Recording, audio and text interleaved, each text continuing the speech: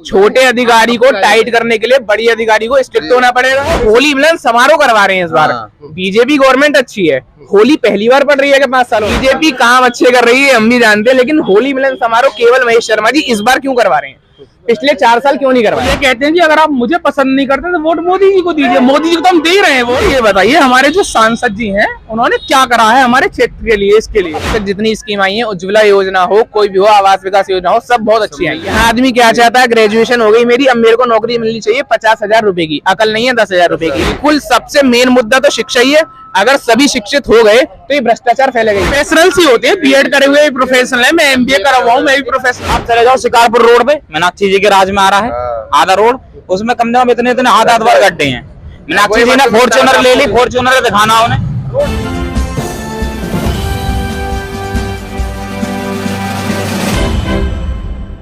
आम आदमी के लिए नहीं है, स्टाफ हो तो अलग बात है। सुविधा इतनी अच्छी है ना, पानी है, आप जाके सीट चेक करिए, उसमें पता चल जाएगा आपको। आप सर्वे वहां पे कीजिए, मेन सर्वे आपको वहां पे मिलेगा। रिजल्ट क्या है वहां पे? ना कोई सुविधा ना कुछ, फिर भी पैसे दे रहे हैं। सार्वजनिक शौचालय है वो, गवर्नमेंट रन कर रही है उसको, हमारे से टैक्स ले रही है, सब कुछ हम दे रहे हैं, उसके बाद भी वहां पे जाके भी हम चार्ज हैं। लेकिन जो जनता का जो कहना है वो कहना है कि सरकार हमारे लिए काफी सारी ऐसी सुविधाएं जुटा रही है जिनसे कि खुश होकर हमको दोबारा से और तीसरी बार भी सत्ता में लेकर पैसे देंगे। अगर वो पैसे ले रहे हैं देंगे नहीं, शौचालय की बात नहीं कर रहा मैं और भी बहुत सारी सुविधाओं की बात कर रहा हूँ। उनसे जनता बहुत अच्छी है, जिसका लाभ लोग उठा भी रहे हैं। सरकार गलत नहीं है, सरकार ने फ्री कर दी है, लेकिन यहाँ जो छोटे लोग हैं, जो आप बड़े सर्कल से छोटे सर्कल तक आइए, बड़ा सर्कल हमें 100 करोड़ रुपए दे रहा है किसी सुविधा के लिए, छोटे तक आते आते वो 10 ही रह जाते हैं। अब बाकी का 90 करोड़ कहाँ जाएगा? तो ये मतलब छोटे अधिकारियों को टाइट करने का काम किसका है? काम किसका है? आप बताइए किसका होना चाहिए? छोटे अधिकारी को टाइट करने के लिए बड़ी अधिकारी को स्ट्रिक्ट होना पड़ेगा। तो बड़े अधिकारी को टाइट कौन करेगा? बड़े अधिकारी कौन टाइट करेगा? उससे बड़ा करेगा, उनसे आगे उनके मंत्री करेंगे। तो मंत्रियों की यानी कि कहीं ना कहीं मंत्रियों की लापरवाही बिल्कुल है। अब प्रधानमंत्री जी यहाँ पे खुद तो आएंगे नहीं बोलने के लिए भैया पैसे क्यों ले रहे हो? अब लोकसभा चुनाव चल रहा है हमारा, ठीक है। हमारे जो प्रिय सांसद हैं महेश शर्मा जी, पिछले 5 साल में नहीं रुको आपने नाम लिया, मुझे एक चीज याद आई। वो होली मिलन समारोह करवा रहे हैं इस बार। बीजेपी गवर्नमेंट अच्छी है, होली पहली बार पड़ रही है कि 5 सालों में। होली मिलन समारोह इस बार क्यों हो रहा है? सामने कैमरा चल रहा है। होली मिलन समारोह केवल इस बार क्यों हो रहा है, ये बताइए। बीजेपी काम अच्छे कर रही है हम भी जानते हैं, लेकिन होली मिलन समारोह केवल महेश शर्मा जी इस बार क्यों करवा रहे हैं? पिछले 4 साल क्यों नहीं करवाया? पिछले 4 साल तो वो यार भटके भी ना है, दिखने भी ना है। पिछले 1 महीने में 4 बार रोड मैंने उनका TV9 भारतवर्ष पर इंटरव्यू देखा था, उसमें उनका कहना था कि वो त्रिपुरा राज्य के प्रभारी थे। ठीक है, तो त्रिपुरा राज्य में आप कितने दिन थे? सरकार जो मोदी जी ने जो कहा था वो ये कहा था कि मतलब हफ्ते में 2 दिन जाना है। चलो 2 दिन और मान लो, अपने पर्सनल हर लोग के होते हैं। बाकी 2 दिन में से 1 दिन का भी समय अपनी कॉन्स्टिट्यूंसी के लिए कौन ही निकाला उन्होंने। अच्छा, आप कह रहे हैं डॉक्टर महेश शर्मा जी यहाँ दौरा नहीं करते? नहीं करते। इलेक्शन के दौरान बिल्कुल हो रहे हैं सर, रैली निकल रही है। आप देख लीजिएगा, हर दूसरे दिन यहाँ चौराहे पे जाम मिलेगा आपको, ट्रैफिक। महेश शर्मा इलेक्शन आ रहा है ना, बिल्कुल 26 अप्रैल का इलेक्शन है, भागादौड़ी करेंगे वो। हम बीजेपी के खिलाफ अच्छी नहीं है, लेकिन हुए थे जब आए थे वो भगवान दास जी के पास। उनका एक बहुत बड़ा एक्सक्यूज और है, वो ये कहते हैं कि अगर आप मुझे पसंद नहीं करते तो वोट मोदी जी को दीजिए। मोदी जी को तो हम दे रहे हैं वोट, महेश शर्मा जी को वोट नहीं दे रहे हैं, हम मोदी जी को वोट दे रहे हैं।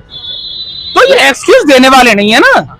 लेकिन देखिए, आपको मोदी जी को प्रधान, हमारा अभी बीजेपी को ही है, लेकिन ये परेशानी आपने पूछी तो हम बता रहे हैं। ये छोटे लेवल के अधिकारी जो गलत काम कर रहे हैं ना, उस चीज से परेशान। तो आप अपने छोटे लेवल के अधिकारियों को उखाड़ के फेंक दीजिए। कैसे किया जा सकता है आप बताइए? अगर हम यहाँ पे महेश शर्मा जी को वोट नहीं देंगे, हमें हमें महेश शर्मा जी को वोट नहीं देना, हमें कोई अच्छा बंदा लाओ। अब उन्होंने सीट लेने दी, लेकिन मोदी जी की वजह से हमें इनको वोट देनी पड़ी। क्योंकि मजबूरन वोट देनी पड़ी। मजबूरन बोल दीजिए आप, या फिर अपने आप कोई आपके क्षेत्र में कोई विकास कार्य के लिए बोल दीजिए। नहीं, विकास कार्य है वो खाली गवर्नमेंट स्कीम से हैं, जो स्पेशली सांसद का कार्य जो होता है, या किसी विधायक पद हम अभी ये नहीं कह सकते, अभी नहीं आई है हमारी, तो सांसद का कार्य होता है वो हमें आप बताइए। आप खुद हमारा इंटरव्यू ले रहे हैं, आप बताइए क्या करा है। तो ये सांसद का कार्य होना चाहिए क्षेत्र के लिए। नहीं सर, वो तो आपकी राय है, आप ही बताएंगे। नहीं, आप मुझे बताइए ना, सांसद ने ऐसा कौन सा कार्य किया है हमारे कि क्षेत्र में? केवल हम सांसद को वोट दें, या तो इसमें डबल वोटिंग स्कीम कर दें, नहीं डबल वोटिंग स्कीम कर दें, एमपी का अलग इलेक्शन होगा, जिस तरह से हम यहाँ इतने मेयर का करते हैं कि सभासद अलग और चेयरमैन अलग, इसी तरह का एमपी का कर दें। फिर देखते हैं कितने एमपी जो पहले से बनते आ रहे हैं मोदी जी की बदौलत, वो कितने टिकते हैं। एमपी की वोट अलग हो और प्राइम मिनिस्टर की अलग हो, तब पता लगेगा।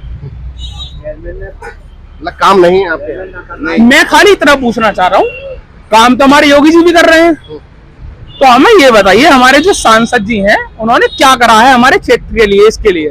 देखिए, आपके यहाँ मैं छोटे लेवल से बात करता हूँ, आपके यहाँ के चेयरमैन वो भी बीजेपी के हैं। योगी सरकार और उनके विधायकों ने करा, उस चीज से सांसद ने क्या करा? हमारा पूरा सर्कल बीजेपी। आपके यहाँ चेयरमैन बीजेपी के हैं, विधायक बीजेपी के हैं, आपके यहाँ एमएलए भी बीजेपी के हैं, एमपी भी, और मुख्यमंत्री भी बीजेपी के हैं, प्रधानमंत्री भी बीजेपी के हैं। तो इस हिसाब से आपके यहाँ का जो विकास की गति है वो कम से कम 4 गुना होनी चाहिए। जी, होनी तो आपको लगता है कि आपके यहाँ 4 गुना की एक मिनट, आप इधर आइए, आप इधर आइए। देखिए, एक मंदिर है भैया, इधर आइएगा। ये मंदिर है, ठीक है, शिव मंदिर है कोरी समाज का। 5 साल से यहाँ पे ये लाइट देखिए आप, ऊपर दिखाइए इनको, ऊपर दिखाइए। 5 साल से लाइट नहीं है, कई बार कंप्लेंट कर रही, कई बार। क्या हुआ इसका? ये रहा, ये नल देखिए, इसकी हालत दिखाइए, दिखाइए इसके लिए, गवर्नमेंट नल है ये, आप खुद देख लीजिए। अब प्रधानमंत्री जी तो यहाँ पे आएंगे नहीं, किसको सही करवाएं, ऑर्डर दें किसी को? ये काम करवाने का किसका है? कौन करवा सकता है? चेयरमैन करवा सकते हैं, एमएलए करवा सकते हैं, एमपी करवा सकते हैं। एमपी का तो खैर छोड़िए, वो तो आती ही नहीं है। एमएलए करवा सकती है, चेयरमैन करवा सकते हैं। क्या करवा दिया सर? आप बताइए सर, इसका सोल्यूशन क्या है सर? सॉल्यूशन क्या होना चाहिए? जब जो बड़े लेवल के नेता हैं उनको इनको टाइट करना चाहिए ना, समय समय पे सर्वे करें, ये देखें, जांचें क्या कर रहे हैं क्या नहीं। अब बीजेपी के नाम पे टिकट ले ली, जीत गए, बहुत अच्छी बात है, अपने साल भर पैसे कमाए, बहुत काम करा, लेकिन काम क्या कर रहे हो पब्लिक के लिए? ये तो दिखाओ। देखिए, मेरे हिसाब से एनुअली एक जांच कमेटी बैठनी चाहिए कि क्या काम हुआ, क्या नहीं हुआ, क्या खराब है, क्या नहीं हुआ। अब बैंकिंग मेथड में हम देखते हैं कि सीए ऑडिट करने के लिए आ रहे हैं, बैंकिंग की सारी इन्फॉर्मेशन ले रहे हैं, सब कुछ ओके, ठीक है, वो ओके करके चले गए। इसी तरह से गवर्नमेंट भी तो करे, किसी सीईओ को भेजे कि ऑडिट के लिए भेजे, भैया हमने तुम्हें इतना फंड दिया, काम क्या हुआ? हमारे क्षेत्र में ऑडिट कराने के लिए हमारे ऑडिट करने के लिए ऑडिट कराने के लिए कौन भेजेंगे? एमपी को भेजना चाहिए मेन तो। गौतम बुद्ध नगर छोटा नहीं है, एमपी का ऑडिट कौन कराएगा सर? एमपी का ऑडिट करवाने के लिए आप बताइए किसको कराने चाहिए? क्षेत्र के मंत्री को कराना चाहिए, उसके लिए जांच कमेटी गठित होनी चाहिए, जो कि मेरे हिसाब से अभी तक तो है नहीं, कुछ भी नहीं।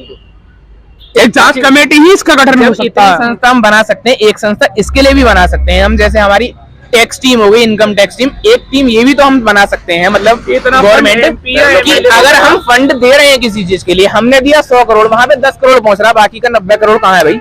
बीच में खा जाते हैं लोग। बिल्कुल खाते हैं, आप देखिए, क्या इनके लिए पैसा नहीं आया होगा? खाएंगे तो बाकी लोग इनके लिए पैसा नहीं आया होगा, ये इस बल्ब के लिए पैसा नहीं आया होगा, गवर्नमेंट पे इतना पैसा नहीं है, मतलब ये एक बल्ब ठीक करवा दे, या गवर्नमेंट ने दिया नहीं होगा? बिल्कुल दिया होगा। कहाँ? चलिए हम क्षेत्रीय मुद्दों की बात अभी खत्म कर लेते हैं, हम अभी राष्ट्रीय मुद्दे की बात करते हैं। ठीक है। जो बीजेपी की जो सरकार है वो काफी सारी जो स्कीम लेकर आ रही है गरीबों के लिए, वो बिल्कुल आम आदमियों के लिए, वो किस हद तक ठीक है? बहुत ज्यादा हद तक ठीक है। वो अब तक जितनी स्कीम आई है, उज्ज्वला योजना हो, कोई भी हो, आवास विकास योजना हो, सब बहुत अच्छी आई है, सब मिल भी रही है, फायदा पहुंच भी रहा है। लेकिन वो हो गया एक बड़ा लेवल। वो स्कीम किसके द्वारा जारी करी है? प्रधानमंत्री जी के द्वारा। क्या इनका हक नहीं है कोई ये कोई स्कीम जारी करे, उसका लाभ लोगों तक पहुंचाएं? तो प्रधानमंत्री जी ने जब इतनी स्कीमें लागू की हैं, तो उन्होंने बेरोजगारों के लिए भी कुछ ना कुछ स्कीम दी हो। बेरोजगारी के लिए बिल्कुल दिए सर। एक तो बेरोजगारी का मुद्दा हमारे यहाँ पे इतना भयंकर है, बहुत भयंकर। सरकार को काम करना चाहिए। यहाँ आदमी क्या चाहता है? ग्रेजुएशन हो गई मेरी, अब मेरे को नौकरी मिलनी चाहिए 50,000 रुपए की, अकल नहीं है 10,000 रुपए की। उनको या तो चाहिए गवर्नमेंट जॉब या प्राइवेट चाहिए, तो बहुत महंगी। बुद्धि है नहीं, एबिलिटी है, अगर एबिलिटी रखते हो तो बिल्कुल मिलेगी, और नहीं है तो कैसे मिल जाएगी? पहली से लेकर 12वीं तक बच्चा पढ़ा, बिल्कुल उसके अंदर 12वीं तक की एबिलिटी है नहीं है। अगर 12वीं तक वो बच्चा सरकारी स्कूल में पढ़ता है एक्चुअली, तो उसके अंदर एबिलिटी 8th क्लास तक के जूनियर स्टैंडर्ड तक की भी नहीं है। तो सरकारी स्कूल की जो हमारे जो नजरों में जो उसकी जो वैल्यू है, उसको ठीक करने का, उसमें सुधार करने का काम किसका रहेगा? टीचर्स, ये किसका रहना चाहिए? प्रिंसिपल का, मेन प्रिंसिपल सरकार का होना चाहिए। प्रिंसिपल भी भ्रष्ट है, तो सरकार को ये शिक्षा के मामले में काम करने की जरूरत है। बिल्कुल, सबसे मेन मुद्दा तो शिक्षा ही है। अगर सभी शिक्षित हो गए तो ये भ्रष्टाचार फैलेगा ही क्यों? सर शिक्षित आज के जमाने में ज्यादातर सभी लोग हैं, लेकिन शिक्षित होने के साथ साथ उनमें वो क्वालिटी नहीं है। वो क्वालिटी पैदा करने के लिए सरकार को ऐसी स्कीमें लागू करनी चाहिए। कितने ग्रेजुएट्स हैं आप देख लीजिए, लाखों की तादाद में ग्रेजुएट्स हैं आपके पास, लेकिन उनके अंदर काबिलियत बिल्कुल नहीं है। दिक्कत किस चीज की? एजुकेशन सिस्टम की। यह सरकार को चेंज करना ही होगा। वो एक सबसे बड़ा मुद्दा सुधार की है। सरकार को युवा आदमी को काबिल बनाना है। वो काबिल कैसे बनाएगी? डिग्री से आदमी काबिल नहीं होता है। डिग्री तो प्राइवेट वाले भी ले जाते हैं, दुनिया लेके घूमते डिग्री कोई एक दिन पढ़ने के बाद भी ड्राइवर, एक दिन पढ़ने के बाद भी डिग्री पास आ जाती है। एक प्राइवेट टीचर, एक गवर्नमेंट टीचर। प्राइवेट टीचर 10,000 रुपए अगर सैलरी ले रहा है तो अपना वो जो वर्क कर रहा है वो 12 का करेगा। गवर्नमेंट एम्प्लॉय, गवर्नमेंट टीचर यदि 60,000 रुपए ले रहे हैं तो मोस्टली क्या होता है, अभी भी रूरल एरियाज में कि अपनी जगह किसी और को भेज दिया, गए सो गए, यही हो रहा है। कैंटीन का ये रही वो रही। क्या पढ़ा क्या रहे हो तुम बच्चों को? बच्चे घूम रहे हैं भाई डिग्री पे रख के कुछ खाना थोड़ी ना है हमें बाद में। डिग्री सबको मिल जाएगी। इंडिया के अंदर डिग्री की कमी नहीं है। हम लोग इंडिया के अंदर शिक्षा की कमी है, डिग्री की नहीं है। हम लोग रोजगार पर बात करते करते शिक्षा के पे आ गए। ये रोजगार का मेन मोटिव शिक्षा ही है। अगर आप काबिल हैं तो आपको नौकरी कहीं भी अगर आप शिक्षित हैं तो आप कहीं भी नौकरी ले सकते हैं, कहीं भी। अगर आपके अंदर एबिलिटी है, समझ आप 12th पास नहीं है लेकिन अगर आपके अंदर एबिलिटी है आप सब कुछ कर सकते हैं। लेकिन अगर आपके अंदर एबिलिटी नहीं है, हमने डिग्री कर ली, बीकॉम कर ली, एमकॉम कर ली, बीएड कर ली, कोई इंजीनियरिंग कर ली, हमें उसके बारे में कुछ नहीं पता, हम क्या करेंगे आगे? अब प्राइवेट कंपनी में गए हम, वहां से हमसे डिग्री नहीं मांगेंगे, वहां से हमसे पूछेंगे एबिलिटी क्या है तुम्हारे अंदर, एबिलिटी क्या कर सकते हो, तब हम क्या बताएंगे? हमें पढ़ा ही नहीं गया कुछ। प्राइवेट कंपनी में सैलरी कितनी मिल जाती है? सैलरी जितनी वो देंगे उतने से ज्यादा का काम ले लेंगे, हम देने को तैयार भी हैं। मिनिमम एबल तो बनाइए, मिनिमम आप मान सकते हैं। मिनिमम वेजेस जो है, वेजेस मिनिमम वेजेस जो है यूपी सरकार का 10,500 रुपया है। आप चाहे नोएडा चले जाइए, गाजियाबाद चले जाइए, बुलंदशहर चले जाइए या कहीं भी चले जाइए, ठीक है। किसी भी 10वीं 12वीं तक के युवा को अगर वहाँ नौकरी मिलती है तो मिनिमम वेजेस के आधार पर उसको 10,500 रुपया मिलता है। उसमें से पीएफ फंड बोनस वगैरह सब कट जाता है, कुल मिला के 8 साढ़े 8,000 रुपया हाथ में आता है। तो क्या एक 12वीं पास युवा अपना परिवार 8,500 रुपए में चला पाएगा? मिनिमम वेजेस एक्ट सेक्शन 5 ये कहता है कि जो प्रोफेशनल्स होते हैं उनकी सैलरी मिनिमम वेज एक्ट के अकॉर्डिंग आती ही नहीं है। प्रोफेशनल्स की बात नहीं कर रहा हूँ, प्रोफेशनल्स ही होते हैं, बीएड करे हुए प्रोफेशनल है, मैं एमबीए करा हुआ हूँ, मैं भी प्रोफेशनल हूँ। मैं सर प्रोफेशनल्स की बात नहीं कर रहा हूँ, मैं 10वीं और 12वीं बोला था, मैंने सैलरी बोला था। वेजेस और सैलरी में बहुत बड़ा डिफरेंस है। आप एक बात सुनने में सेम है, डिफरेंस बहुत बड़ा है। लेकिन मान के चले सर, मान के चले 12th पास, अगर कोई 12th पास कोई छात्र है और वो अनस्किल्ड है, उसको आप कहाँ गिनेंगे? मिनिमम वेजेस के अंतर्गत या minimum salary? Minimum wages act के अंदर अनस्किल्ड लेबर में आएगा। अनस्किल्ड लेबर 12वीं पास अनस्किल्ड लेवल में आएगा, उसकी सैलरी क्या रहेगी? मिनिमम वेज के अंदर भी आपने बताई 850 रुपए, 8,500 बताइए ना। आपके 8,500 रुपए के अकॉर्डिंग मैं बोल रहा हूँ, कोई 8,500 वाला बंदा पहली बात तो प्राइवेट स्कूल में अपने बच्चों को पढ़ा ही नहीं सकता। पहली बात, अगर वो गवर्नमेंट में पढ़ाता है फिर वही बीच में आता है टॉपिक एबिलिटी। अगर गवर्नमेंट में उसने पढ़ा है एबिलिटी नहीं है, अगर उसने प्राइवेट में पढ़ा है, आप 8,500 में 2,000 रुपए पर मंथ अपने बच्चे की फीस देकर 850 रुपए का एक सिलेंडर लेकर अपने बाकी सारे खर्चे मिलाएंगे तो आप पर लगभग 8,500 रुपए महीने का ही कर्जा और होगा।